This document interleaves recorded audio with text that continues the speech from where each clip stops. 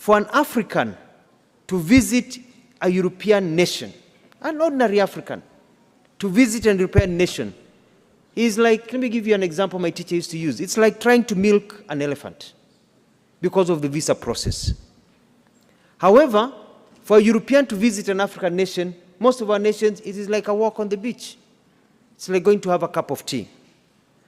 But then that is not the problem. The tragedy is that now for an African to visit a fellow African within the African Union, the visa restrictions in many of our nations, among us, between our brothers and sisters, is like trying to brush the teeth of a crocodile.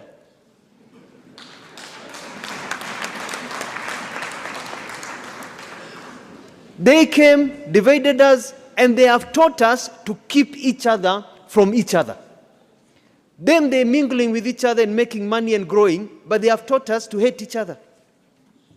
But for us to really enjoy the true economic benefits of the Africa Continental Free Trade Area, we need to behave like the Europeans and allow for the free movement of people and trade.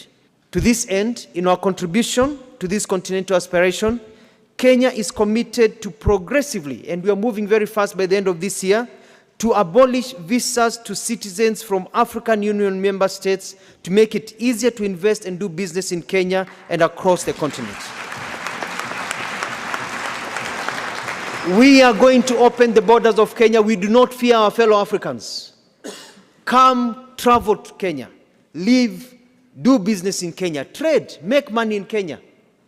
And we hope we'll get reciprocity with the rest of you. Let us open our continent so that we can make money and live together. Let us remove the shackles of colonialism that are still embedded in our heads and be able to move forward.